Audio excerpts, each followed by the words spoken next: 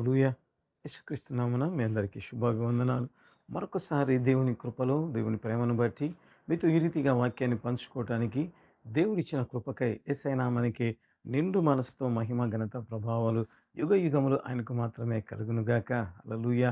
నిజంగా ప్రేమన వలన డిసెంబర్ మాసంలో ఉంటున్నాం. ఎటు చూసినా నిజంగా సంతోషం, ఆనందం నిజంగా పెర్లుబుకుతుండగా దేవుడు మనతో కూడా ఆయన క్రిస్మస్ సందేశాన్ని మనతో పంచుకోవాలని, క్రిస్మస్‌లో ఉన్న కొన్ని అనుభవాలు నిజంగా దేవుడు మనతో మాట్లాడాలని ఆశపడుతుంటుండగా, ఈరోజు వాక్య భాగాన్ని మనం చూడడం ప్రారంభిద్దాం ప్రేమైన వలన. మత్తయి సువార్త 1వ అధ్యాయము ఇక్కడ రాయబడి ఉంటది. 1వ అధ్యాయం 19వ వచనం చదువుదాం. ఆమె భర్త అయిన యోసేపు నీతిమంతుడయ్యుండి ఆమెను అవమానపరచనొల్లక రహస్యముగా ఆమెను విడనాడనుద్దేశించెను. ఇక్కడ చూస్తే యేసేపు జీవితంలో ఒక సమస్య వచ్చినట్లుగా మనం చూడడం ప్రారంభిస్తాం. ఏంటి అంటే తనకు ప్రదానము చేయబడిన వ్యక్తి నిజంగా గర్భవతి అని ఎప్పుడైతే తెలిసిందో నిజంగా ఎంత భయపడ్డాడు అంటే బైబిల్‌లో రాయబడి ఉంటది కదా! అదే మనం మత్తయి సువార్తలో రాయబడి ఉంటది. నీ భార్యను చేర్చుకొనుటకు భయపడకుము. 20వ వచనంలో రాయబడి ఉంటది ప్రేమన వల్ల మాట. అంటే యోసేపు నిజంగా ఎంతగా భయపడ్డాడు అంటే మనం నిజంగా దేవదూత దిగి వచ్చి మాట్లాడినట్లుగా మనం చూడడం ప్రారంభం. నీ భార్య అయిన మరియను చేర్చుకొనుటకు నువ్వు భయపడవు. ఎందుకంటే తన ముందున్న సమస్య అంత భయంకరమైంది ప్రేమన వల్ల. కాబట్టి భయపడడం ప్రారంభించాం. అనేక సార్లు మన జీవితంలో కూడా ఏ రీతిగా ఉంటది అంటే సాతాను మన ముందుంటున్న సమస్యను మాత్రమే మనకు చూపిస్తది. తద్వారా ఏమవుతది అంటే మనం భయపడే వారిగా ఉంటాం ప్రేమైన వాళ్ళు. నిజంగా యేసేపు విన్న వార్త యేసేపు జీవితానికి భయం కలిగించింది. కానీ అది భయపడే వార్త అంటే కాదు ప్రేమైన వాళ్ళ. అది ఆశీర్వాదపు మాట అని చెప్పవచ్చు. ఎందుకు ఆ మాట చెప్తున్నానంటే దేవుడు నిజంగా యోసేపు జీవితాన్ని ఉన్నతంగా ఆశీర్వదించాడు. ఎందుకంటే వంశావళిలో కూడా మనం చూస్తే ఆ పైన రాయబడి ఉంటది కదా! నిజంగా యోసేపు దావీదు కుమారుడైన యోసేపు అని రాయబడి ఉంటది ప్రేమైన వలన. అంటే యేసు ప్రభు వంశావళిలోకి ఎప్పుడైతే యోసేపును దేవుడు తీసుకొచ్చాడో దేవుడు నిజంగా అది ధన్యతే ప్రేమలో. అయితే దేవుడు ఆశీర్వాదం ఇచ్చాడు యోసేపుకు. కానీ యేసేపు ఏం చూస్తున్నాడు?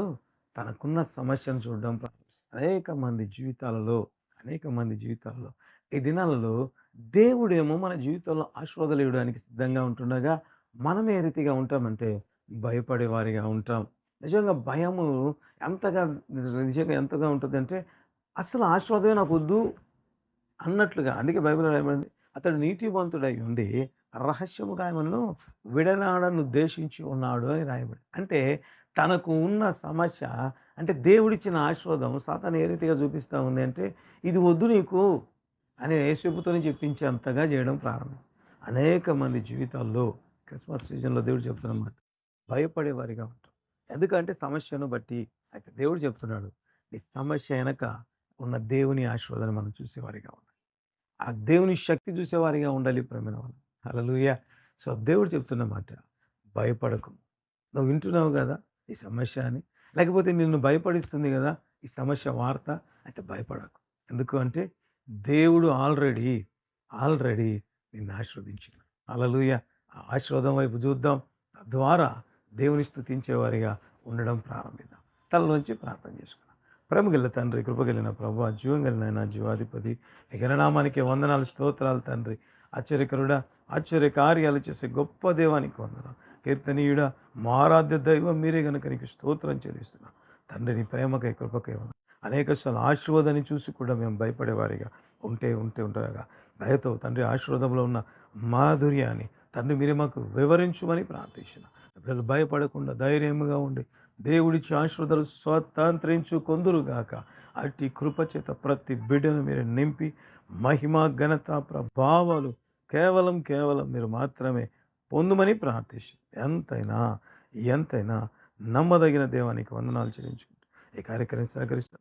మరి ప్రతి బిడ్డను వారి కుటుంబాలను దీవించి ఆశీర్వదించి ఆర్థికంగా బలపరుస్తున్న ప్రతి బిడ్డను ఆశీర్వదించి దీవించండి. నీ బలమైన కార్యాలు ప్రభువా మీరే జరిగించి సంపూర్ణ మహిమ, ఘనత, ప్రభావాలు కేవలం మీరు పొందాలి. తొలగించు వారి వారికి అయ్యా వారి జీవితంలో మీరు ఇచ్చే దీవెనలు ఎంత గొప్పగానో వారికి తెలుసు. ఆ విశ్వాసంలో ముందుకు సాగు. నీతిమంతులైతే సింహంవలె ధైర్యముగా ఉంటారు. ఆ రీతిగా ధైర్యపరచి బలపరచి జీవితంలో మీరు ఇచ్చిన ఆశీర్వాదాలు చూచుటకు మరి నేత్రాలను తెరిచి మీరే మహిమ పొందండి. ఈ కార్యక్రమం చూస్తున్న ప్రతి బిడ్డను, షేర్ చేస్తున్న ప్రతి బిడ్డ దీవించి ఆశీర్వదించి మీరే మహిమ పొందండి. సమస్త మహిమ నీకే చెల్లిస్తుంది. అనిపించు. యేసు నామమున అడుగుతున్నాము తండ్రి. ఆమేన్.